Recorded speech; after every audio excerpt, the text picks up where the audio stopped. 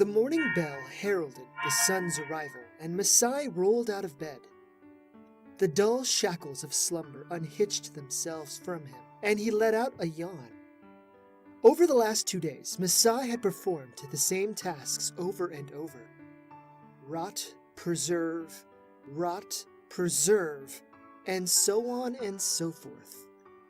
When he started, it was quite difficult to channel the energy with his eyes open. As of yesterday, though, the task of using his staff as a conduit for his power had been a pride-birthing experience. Before they parted, Sotek had hinted at a new series of tasks today.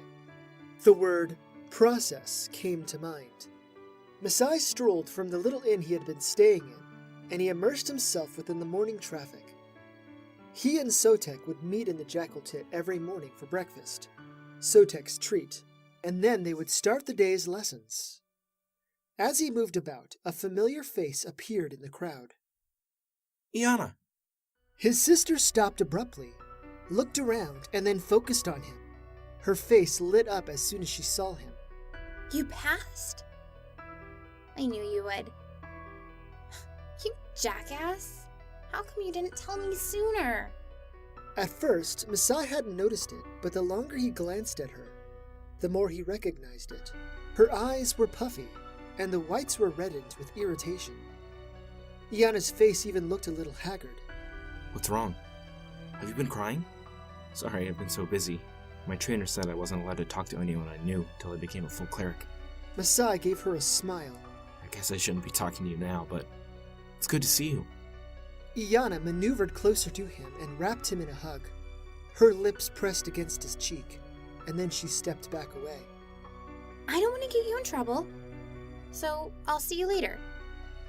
You've better come see me as soon as you're free. I have something to tell you. Masai frowned. What is it? What's wrong? Eaina's eyes became a little wetter, but she didn't say anything. Instead, she turned around and disappeared into the crowd. Masai lost her within seconds, and a sudden foreboding tugging pulled at his insides. He started walking again, and he eventually found his way into the Jackal Tit. For the past 2 mornings, Masai had found his trainer in a very pleasant mood. Normally, Sotek smoked his hookah and relaxed in the spirit of the Anakanti community. Today, Sotek sat in the booth, but a deep frown had presented itself on his face. The hookah at his table had not been disturbed, and the air around the older man smelled cleaner. As soon as Masai came upon him, Sotek sat up a little straighter. Good morning. So, there's been a slight change in the plan, but it won't take us off track. Okay. What are we doing today? You mentioned process as a hint. I think I know what it means. Masai sat down. The server came up and took their orders. When she left, Sotek posed a question. So, what do you think the next step is? Is it embalming? Yes, you're very good at guessing the hints. Then again, my friends at the academy told me you were always interested in Anakanti. Sotek reached into his robes and pulled out a small colored pouch. He took out the contents of the pouch, loaded it into the hookah, and then remained quiet until he was able to start it up and take a long drag. When he exhaled, a peppermint-scented stream of smoke dissipated around them. After breakfast, we'll go to the Nasad and get some supplies. Then we'll go to the shrine in the Nairu district. You'll help someone embalm a body, and then you'll do one of your own. My family lives in the Nairu district. Too bad I can't see my sister. But I'll have to wait until after I'm a cleric. Just your sister? You mentioned you had brothers. And what about your parents? My brothers are a pair of jackasses. One day, when they're mature, we may be able to become closer. At the moment, I don't care much for them. Masai rolled his eyes. As for my parents, my sweet mother died when I was 2. She's buried in the Neferi necropolis. My father and I had words the last time we spoke. After a year or 2, I may try and speak with him again. Sotek frowned. I'm sorry to hear that. Our food will be here soon. and then we can get this day started. The hustle and the bustle of the morning traffic was well underway, and Masai and Sotek wandered along with the crowd. Like most mornings, the citizens of Ignacio averted their eyes away from the cleric of Enonoch, and in so doing, away from Masai as well.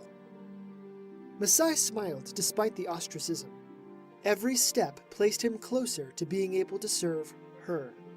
Sotek led Masai several blocks away from the temple to a large one-story building. A sign that read, "The Nasad," hung above a massive set of double doors. Just like the jackal tent, the common people avoided getting too close to the entrance. The interior of the Nasad was cooler than the exterior heat, and the air smelled floral in nature. The Nasad was a giant warehouse that had all sorts of resources and items stored there in various bins and bays. Several Enonoch clerics worked at the Nasad, and they assisted Sotek and Masai with gathering all of the necessary items they needed for embalming. Under Sotek's instruction, Masai grabbed rolls of linen, several bottles of sacred oil, several bottles of purified river water, some palm wines, and 5 large bags of natron. Each bag weighed at least 10 pounds. They placed the items on the back of a black painted wagon, and Masai pulled it out of the Nasad. This time, when they walked through the crowds, the people had very different expressions. They parted ways for Sotek and Masai, and they bowed their heads in reverence. No one spoke, and they all held their hands to their chests, forming gentle fists at the base of their throats. It took an hour to get to the other side of Ignacio, where the Narrator district was located. All along the way, the crowd became muted. They bowed their heads, and they made way for the grim procession. When they got to the shrine, Sotek asked Masai to wait outside while he ventured inside to address some matters. Throughout Masai's childhood and teenage years, he had seen the shrine of Enonoch in the district many times, but he had never had an excuse to go inside. No one went to the shrines unless it was to make funeral arrangements, or unless you were dead. Much like the jackal tent and the Nasad, the citizens of Ignacio gave the shrine a wide berth. The shrine lacked the size of the temple, but it was still quite impressive. It was a large 3-story building with a tall steeple coming out of the top of it. Its walls and roofs were made from brick, and the exterior of the walls were covered in carvings, depicting a large-sized Enonoch judging souls. There was also a statue of the goddess in front of the shrine. Masai studied the statue more closely. The stone figure of the goddess only displayed a basic ovular body with thin arms and hands resting in her lap, a large jackal head, and a non-colored dress that went to her ankles. The statue didn't have a great Ankh staff, but that was understandable. Sculpting such a thing would have been difficult, and maintaining it would have been even more arduous.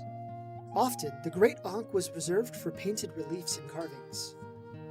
When Sotek returned outside, he helped Masai take all of the materials inside to an empty preparation chamber within the shrine. The body will be brought here shortly. Sotek turned to leave the room. Follow me. We'll have you do some embalming and covering. Covering? Wait, that's the next hint too. Yes, it is. Sotek entered the hallway. We have some clients who have finished their embalming process. Masai followed Sotek to another preparation chamber, on a different floor. Another cleric stood over a body that rested on a table. Tools lay scattered on various tables in the room, and the smell of oils and fragrances wafted on the air. When Masai and Sotek entered, the cleric stopped and regarded them. A bright red beard extended from his large chin, and like Sotek, the man had a shaved head. A large grin covered his round face. Hey, I was about to start without you. So I guess you'll leave your little friend with me, huh? Yes, I have other matters to attend to. Sotek turned to Masai. This is Blakeo Eris, my husband. You'll help him with the embalming process while I set up your next observation. See you later. Sotek left and Masai approached the large cleric. Blakeo gave Masai a slight bow. Nice to meet you. Sotek speaks so highly of you. He gestured over to the counter with a bowl and an urn. Wash up over there and then we'll start. Masai washed his hands and then returned to the body. Blakeo had 2 sponges, one in each hand. A bucket filled with pleasant-smelling liquids sat beside Blakeo. Okay, first we're going to give this man a palm wine sponge bath. You'll take the left side and I'll take the right. Masai took the dead man's hand and started washing it. So, who was this guy anyway? What was his story? Blakeo grinned wider, which made his round face even more approachable and kind-looking. You know, over the years I've realized that's my favorite part of the job. The stories of who these people were. To answer your question, he was a baker. As a matter of fact, he made some of the best beer bread in the city. Masai moved up to the wrist. I think I'll like that part too. So, how long have you known Sotek? Oh, since we were both acolytes. He became a cleric 3 years before I did. Blakeo soaked his sponge in more palm wine. He's one of the most successful trainers there is. I've seen so many great clerics come from under his wings. We got married shortly after I became a cleric. Really? He mentioned he had 3 people to share his life with. Blakeo chuckled warmly. Yeah, we have 2 adopted daughters. They're not clerics of Anakanti, but we don't care. So, do you have anyone special in your life? Masai finished with the man's arm and started on the torso. I think so. I told her how I felt, and then she claimed my soul as her own. That's wonderful! Blakeo started washing down the man's leg. I'm sure Sotek's already told you about his free lesson on love, right? Masai nodded. He really wants to help me with his wisdom and experience. Blakeo let out a full-body laugh. A bright twinkling flickered within the man's eyes. That man would help the world if he could. We are helping the world. Masai covered both sides of the neck. We are the ones who help people prepare for their journeys to the afterlife. Our work is underappreciated, and yet we still soldier on. For a moment, Blakeo stopped and gazed at Masai. You're all right, kid. The Order would benefit from more people like you. He grabbed one of the pitchers of water and washed the body with it. This water has been purified, but it's from the Va. It's already sacred. Take the other pitcher and help me wash off the palm wine. Masai grabbed the heavy pitcher with one hand and copied Blakeo's movements. Soon, the palm wine flowed off of the man. Blakeo took out a brush and a small bowl filled with black ink. This part is crucial. We have to paint the glyph of Anakanti on this man's forehead. If it glows golden and then disappears, then he doesn't have an evil soul, and we may proceed with the embalming. If the flesh of the body turns gray, then we stop right now. What do we do if the body turns gray? A warped frown emerged amidst Blakeo's bearded face. It looked disheartening, like seeing a worn child's toy with a depressed expression. We don't do anything with it. We leave it here for the Zare to come and collect it. They usually come in the dead of night as to not be seen. Masai shifted for a moment, and his insides contested between being tickled by unease and eager curiosity. I'm surprised the Order works with the Zare so closely, considering they're openly hated and ostracized by the clerics. That's only for the public to see. Blakeo leaned in close to Masai. In reality, we work very closely with them, but it's not spoken of, not even among our Order. I won't say any more. Blakeo moved over to the man's head and painted the glyph of the goddess. He stepped back and waited. After a minute of silence, the glyph glowed with a golden hue and then faded into the man's skin. Great! Now we can move on to step 2. Hand me that scalpel. Blakeo pointed to a small table. The small table rested between some of the palm wine bottles. Masai handed the scalpel to Blakeo and watched as the large man made a small incision in the left side of the corpse. On the far back table, there are several large square pots full of natron. Please go get a few while I fish some of these meaty bits out. Blakeo shoved his large hand and the scalpel into the incision. Do you remember your anatomy lessons during your acolyte training? Yeah, I think I was the only one in my cohort who really cared about anatomy. Masai grabbed 2 of the square jars and brought them over to the body. Most of the other acolytes I studied with were interested in the primary 5, aside from Tsara. Blakeo spit. Primary 5, my fat hairy ass. The other orders have been slowly but surely devaluing Great Anakanti in the eyes of the people for decades. It's been happening all over Enonoch, and those 5 orders won't be happy until Anakanti clerics are seen only as utility positions, like street sweepers or bureaucrats. Masai got the last 2 square jars and set them beside the first 2. Do they value the afterlife so little? As an acolyte, I thought there was a greater cohesion between the 6 orders. Blakeo's hand emerged from the small cut. The liver. He handed it to Masai, who placed it in one of the square jars of natron. As Blakeo's hand went back into the cut, he gave Masai a wary expression. I wish that were true. Did you know back when my grandparents were kids, there used to be an annual festival for Anakanti? The primary 5 organized together and had the pharaoh at that time disbanded. He frowned for a moment. Was it the Pharaoh Harku III? Or was it Pharaoh Jonah I?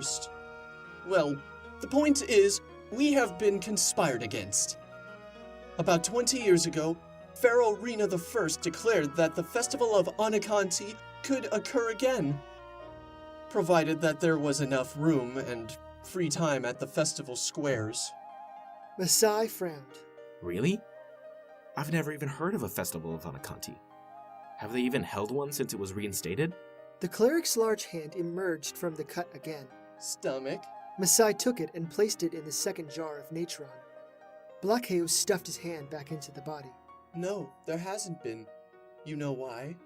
Because the primary 5 made backroom deals with the city officials to make sure every festival square in all of Enonoch is booked for the next 100 years. So we're still allowed to host a festival, but it can't be in any cities, where it's safe. Pretty much. Blakeo pulled his hand out. Here's a lung. Masai took it and placed it in the natron. Why don't we host it outside the city? Blakeo pulled out the second lung. Because it's dangerous outside. There are bandits, wild animals, and other things in the dark. No person in their right mind would go outside the city at night. Masai took the second lung and placed it in with the first. We're death clerics. If something happens, we can use our magic to make living things die. Don't get me wrong, I don't want to kill anything if I don't have to. On the other hand, we shouldn't have to fear bandits. Blakeo smiled. You know, I think you would make an excellent Zur. You have a kind of boldness that many of the clerics in our order lack. Masai stared at the larger man for a moment, but he didn't say anything. It wasn't until Blakeo started pulling out the intestines that Masai spoke again. The Zur are supposed to be radical, and you don't like talking about them. I take it most of our order feels the same level of discomfort, right? Blakeo only nodded, but didn't say anything. Masai's brow furrowed. Just now, you spoke of them in a positive light. You said I would make an excellent Zur. Do clerics of the order typically steer new members towards the Zur? Sotek said there are some who are for the good of Anakanti, and those who are not. The older cleric sighed. His voice came in a whisper, and all the while, he kept pulling out the intestines. I won't say more than this. Within the order, there is a great split. On one side, there are those of us who are the true believers and work toward both the benefit of our society and for the glory of Anakanti. We support the Zur, but keep the illusion of distance from them. We know what's coming. There's going to be a great war that will shake everything to the ground. On the other side, there are the other clerics. Masai leaned in a little closer. What about them? There are so many spies within our order, it's not even funny. We can't simply wipe them out because there are too many of them. Some of them are in very influential spots in our order. Some of them are known, but most are not. From what little we know, these spies work for the primary five. Those terrible bastards are searching for reasons to disband our order. Things are bad, but luckily the public doesn't know about it. Finally, Blakeo pulled out the last bit of intestines and handed it to Masai. After Masai had buried all of the organs in natron, Blakeo reached for a long, slender hook. This part is my least favorite part. I wouldn't mind to do it, but would you like to try? Though he had read scrolls about how to extract the brain, Masai had never performed it. He had seen it once long ago. Masai took the hook from Blakeo. I'll do my best. Hope I don't mess this up. You'll be fine. I'm sure this guy won't mind if you mess up, though. Get it? Mind? Because you're taking out his brain? The older cleric let out an infectious laugh. Masai slipped the end of the hook into the nasal cavity. The end of the hook met resistance and stopped. Okay, now pull back ever so slightly and then ram the hook forward, really hard. Blakeo gestured with his hand. Masai pulled back and then pushed it forward. Something still resisted him, but it felt like the hook moved in a little farther than it did before. Harder! Masai pulled back again and thrust the hook forward. A weird crunching noise echoed out, and then the hook went in deeply. Keep pushing until you hit something solid. The length of the hook shaft kept sliding into the dead man's face until Masai finally hit something solid. Okay, now pull the hook back slightly and swirl it around in small circular motions. Blakeo demonstrated his intention with his hand. Masai copied Blakeo's movements and felt the hook travel through a thick mess of something unseen. He must have swirled it around a dozen times before Blakeo told him to rotate the hook in smaller circles. Now comes the last part. Gently pull the hook back out. It might get stuck, so you'll have to wiggle it out.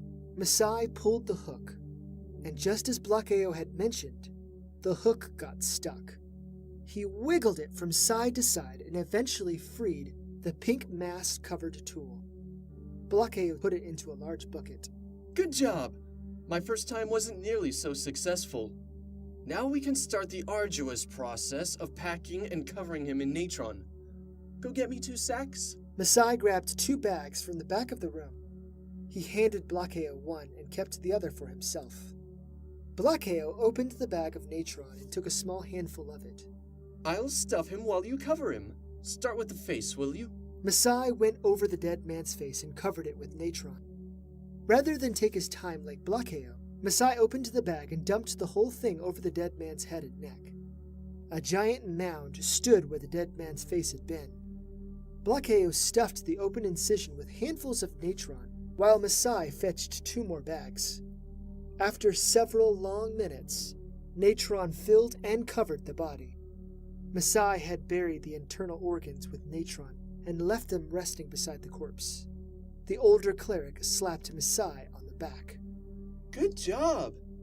With your help, we knocked out that body in no time. Usually, we have a couple of helpers, but we're short-staffed today. There were a lot of deaths recently in some of the other districts. Blakeo moved to the door of the chamber. After 40 days, I'll return and do all of the linen wrapping and spells. That's what Sotek went off to arrange. Come on, I'll help you find him. Blakeo closed the door behind him and wrote on the papyrus paper nailed to the door when the funeral rites were to continue. Masai followed the older cleric. He basked in the pride of successfully performing his first attempt at a funeral. Sotek worked in another room, studying the effects of the embalming process on a shriveled-up body. As Masai gazed upon it, the skin looked dried out, and the body appeared well preserved. Hey, we finished up a little early. Are you ready for him yet? Oh yes, I had the body cleaned and uncovered. Leave him here, and I'll see you at home. Sotek stepped up to Blakeo, gave him an adorable smile, and then kissed him softly on the lips. Blakeo danced a little in place before diving back in for another quick smooch. While Sotek didn't revel in the embrace like his husband, the older cleric's body visually relaxed a little more. Blakeo turned to Masai. It was great to meet you. He leaned in a little closer and gave Masai a wicked smile. If he tries to give you a mana potion, don't take it. He already gave me one several days ago. I'm not used to drinking alcohol. It really messed me up. Don't let it get you down. Blakeo leered at Sotek. Those little vials messed me up for years. He gave Sotek one last wink before he left the room. Sotek watched the large man go, his joy diminishing as Blakeo disappeared around the corner. He still maintained his grin, though. That man, I swear to you, if you found your other half, never let her go. Never. Masai smiled. I don't intend to. You'll tell me her name one day. Mark my words. Sotek gestured toward the body. Let's focus on this one here. I'd like to finish before lunch. First, we're going to give the lucky bastard a sponge bath, and then dab him in sacred oil. Do you want to take the bottom half or the top? Masai washed the top half while Sotek washed the bottom. So, how did you meet Blakeo? Sotek let out a dirty old man chuckle. We were both acolytes at the time, although I was a little older. Back then, they tried to do a mentor-mentee program amongst the acolytes, and I served as his mentor. Back then, the relationships blossomed frequently between such pairings. Many acolytes got pregnant during that time, so they stopped the mentor program.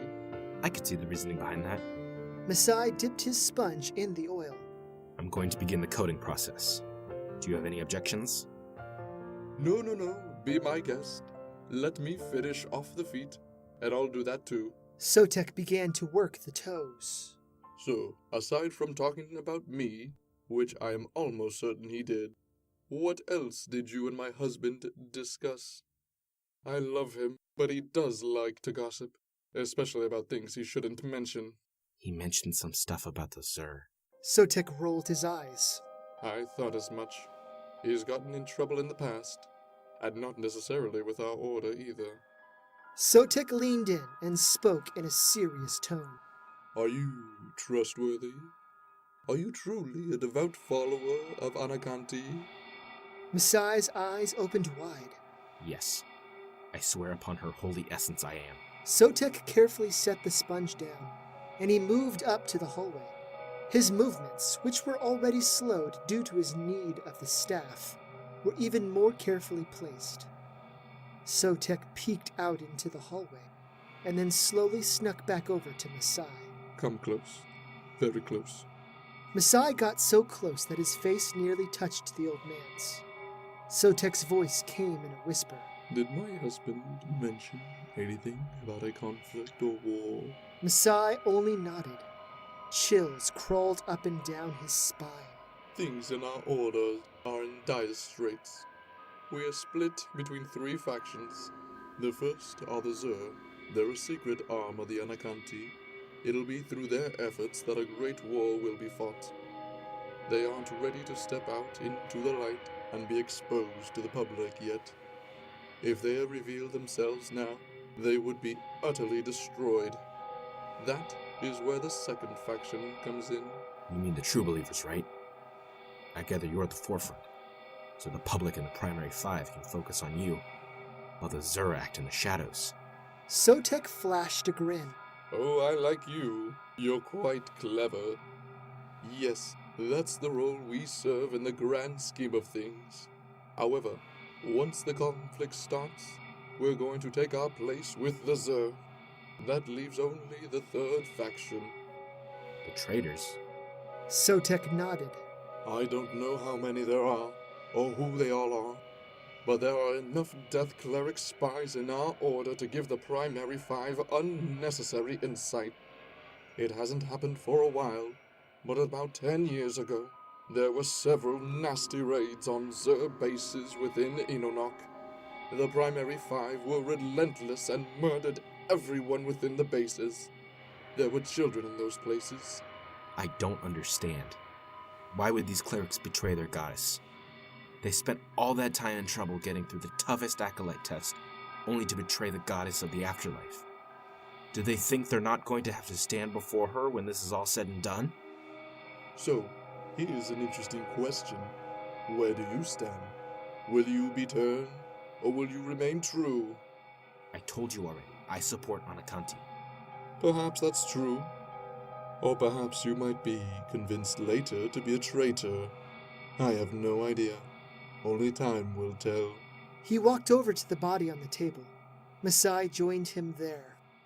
So are you a Zur, or one of the faces who protect them? Any hint of emotion or expression on Sotek's face became obscured behind a neutral mask. Forgive me if I don't tell you which.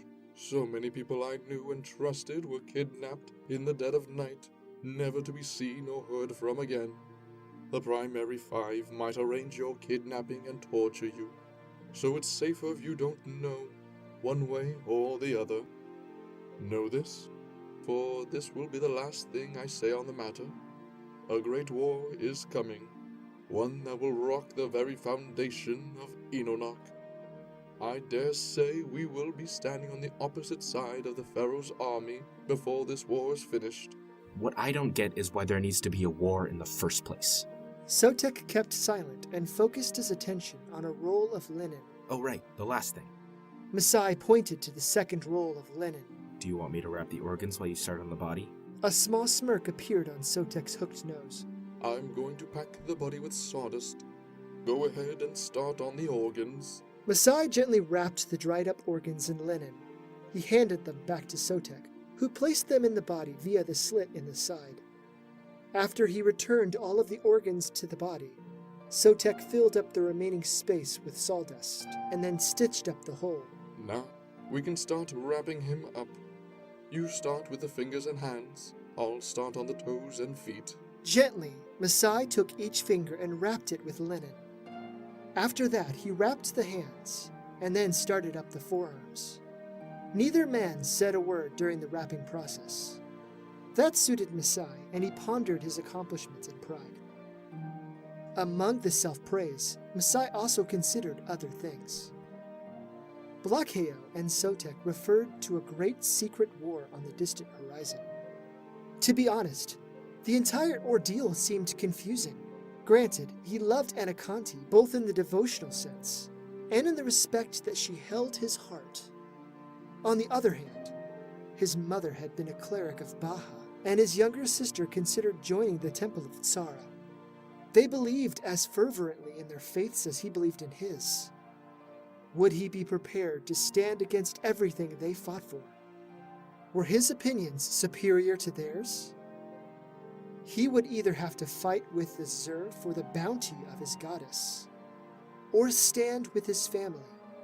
The more he thought of not supporting Anakanti, the more irked he got. If only he knew more about the Zur and what their goals were. Knowing those details might make the decision easier. Unfortunately, he probably wouldn't get any more information about the Zur from Sotek. When they got to wrapping the torso, Sotek placed a pair of little statuettes against the body. The statues depicted two little soldiers with little carved weapons. Sotek also placed a talisman of the great all-seeing Eye of Dia and a talisman of the heart against the body as well. Sotek wrapped all of these magical trinkets against the body with linen. He handed Masai a large pot with a brush in the center. I'm going to cast the funeral spells now. While I'm doing that, paint the body with the resin. It'll make sure the good old boy stays together. Will I get a copy of the spells when I do funeral rites, or do I have to memorize the spells? Masai took the pot and swirled the brush in the resin. Sotek grabbed a papyrus scroll on one of the counters. This is my personal copy from the temple. As Masai painted the body, Sotek unrolled the scroll. Sotek's voice took on a more solemn tone. Masai expected the spells to be in the common tongue, but they sounded mysterious and magical to him. He had never heard the language before, and as each word danced in the air, Masai felt his soul stir. Sotek kept reading as Masai finished the lower body. The air rippled with unseen energy, and his skin felt alive. Was it the death energy being channeled that stirred his soul? The older cleric finished the spells and rolled up the scroll as Masai finished, with the bottom of the neck. As soon as Masai finished, Sotek clapped him on the back. Great job! You've successfully completed your first funeral rite. Let's go to the Jackal Tit, and then we'll head back here for your final task today. A hint of sadness vibrated in Sotek's voice. Masai's insides quivered. The weight of unspoken words and unshared sorrow stabbed into Masai's senses. Throughout lunch, Sotek had refrained from giving lessons, having small talk, or even looking at Masai at all. Many times, though, Sotek would start to say something, but the words never reached fruition. Masai waited, but each attempt drove maddening screws into his pores. When they reached the entrance to the shrine again, Masai stepped in front of Sotek and held out his arms. All right, what's going on? I haven't known you long, but even I can see something's bothering you. The older cleric sighed and then placed a hand on Masai's shoulder. It was the kind of gesture a person did when they were about to give someone really bad news. Masai's blood became boiling. When you were unconscious, an incident occurred in the city. Some of the city guards raided one of the bases of operation for a criminal organization. The city guards captured the base, but many soldiers died.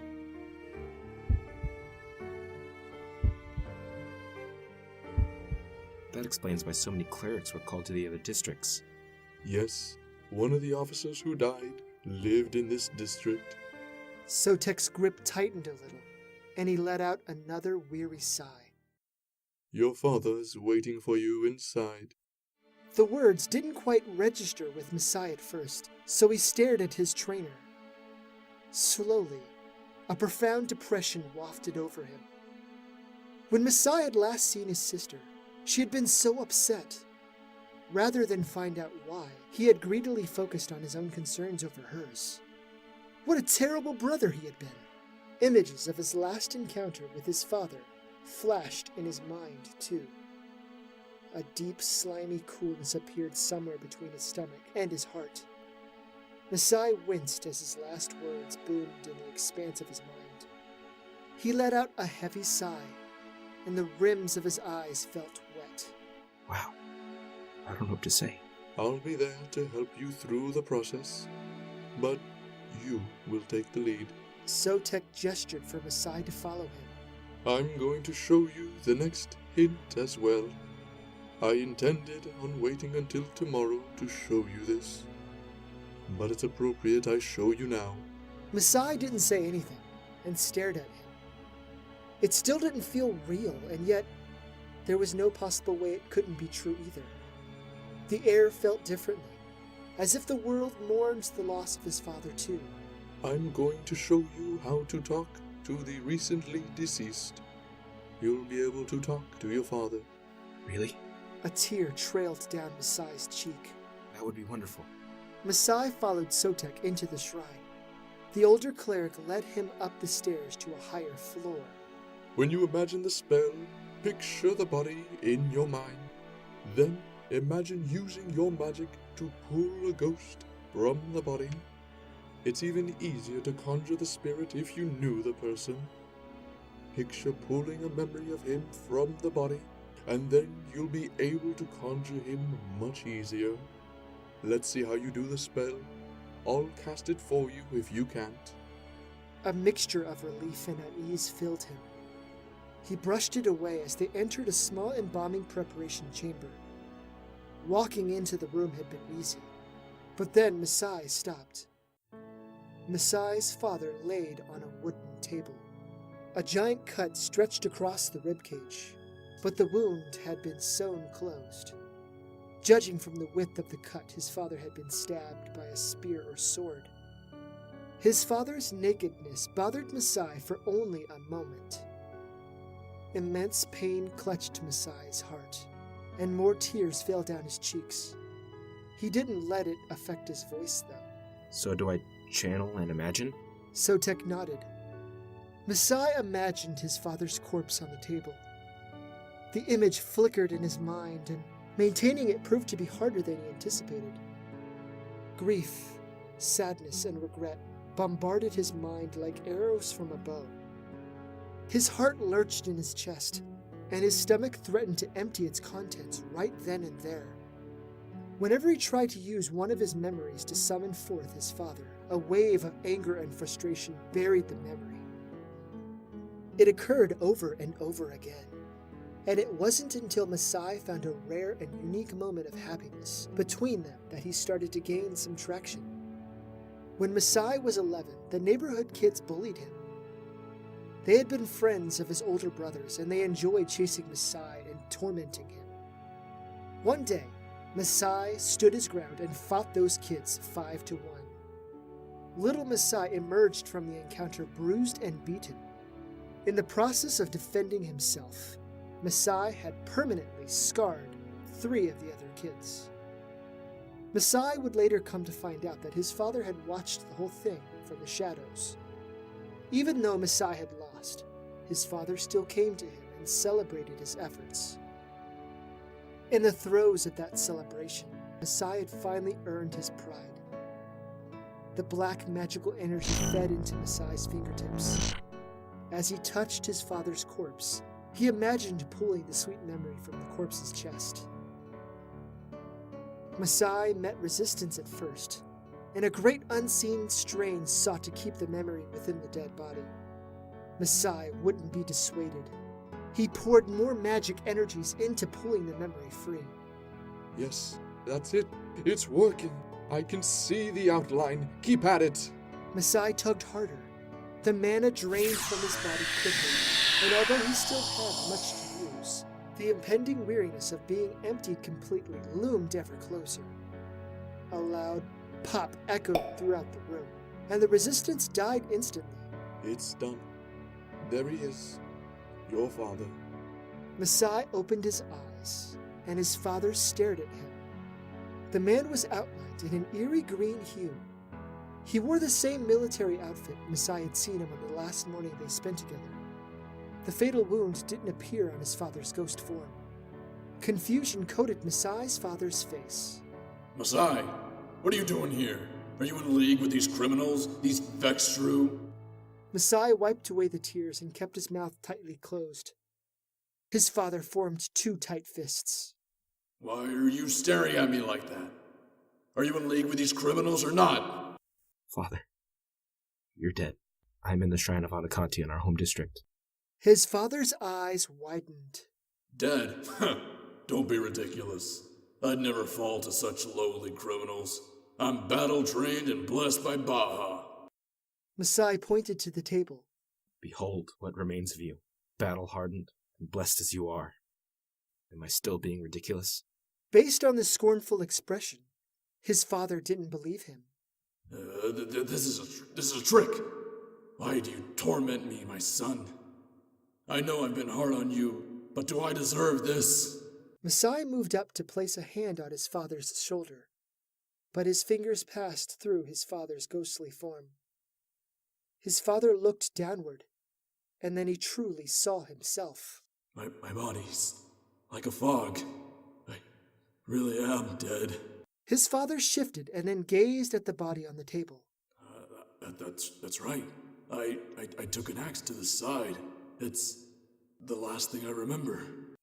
If it makes you feel any better, your soldiers eliminated the base of operations. There were 12 other casualties, but you took nearly 50 criminals. His father turned an eye on the older cleric, and his ire returned. Yeah, and who are you? I'm your son's trainer. He'll be the one preparing you on your journey into the afterlife. The cleric turned to Masai. Call me when you're ready to start. I'd say you only have about 5 minutes to wrap up any unfinished business. Sotek left, and Masai and his father beheld one another again. His father spoke first. Softness rippled throughout his father's voice. So you passed the trial, huh? I'm glad. I knew you could do it. Masai frowned. Really? You gave me such a hard time on the morning of my trial. Of course I did. I never wanted you to be a cleric, much less a cleric for the lesser goddess. I wanted better for you. If I were you, I'd watch the lesser goddess talk. Masai's eyes narrowed. Especially since you'll be standing before her soon. For a moment, his father appeared ready to reply with something harsh. But he stopped himself in the last moment. His shoulders slumped. There's great wisdom in your words, and as I stand at the gates of the land of the dead, Anakanti doesn't seem so lesser after all. Another long moment of silence settled between them before Masai spoke up again. Why were you so hard on me? Why did you hate me, Father? Hate you? Masai's father's face scrunched up. I don't hate you, and I never did.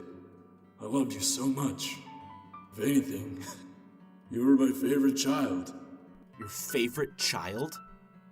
Ever since I told you about wanting to be a cleric, you treated me like dirt. You encouraged Jody and Hickle to pick on me. I'm sorry. I hoped all that harsh treatment would reawaken the fighter in you. You remember that time you fought off those 5 boys? Masai nodded. It was all a setup. I arranged those boys to pick on you every day. I wanted to test and see if you had a fighter's spirit in you, or if you were really soft-hearted. To be honest, I didn't intend on testing you after that one last time. His father averted his eyes, and tears outlined the rims. Had you retreated like you had the other times, I would have accepted your desire to be a cleric. But you didn't. You stood your ground. From that point on, I knew a soldier existed deep inside you somewhere. A white-hot rage exploded within Masai's mind. So this entire time, you've been trying to lead me into being in the military? Even on the day of my trial? His father nodded. Of all my sons, I knew you had the most talent for combat. I knew you would rise through the ranks. I was wrong, though. Should have accepted you as you are. That's my greatest regret. I'm so sorry, my precious little Masai. A tear trailed down Masai's cheek, followed by many others. I really wish we had a better relationship. Me too. It warms my heart that you're the one preparing me for my journey. His form flickered. I'm very proud of you, son. I love you. I love you too, Father. His father disappeared. Masai stood still and stared at his father's body. Though the corpse remained cold and lifeless, Masai couldn't help but see the warmth, the fury, and the passion his father had exhibited in life. The ghost had faded, and in the void, Masai held on to the sense of peace that only the loving words of a parent could create. At the very end, his father's love had saved their relationship. I'm ready to begin, Sotek. He moved up and caressed his father's cheek. Please don't turn gray.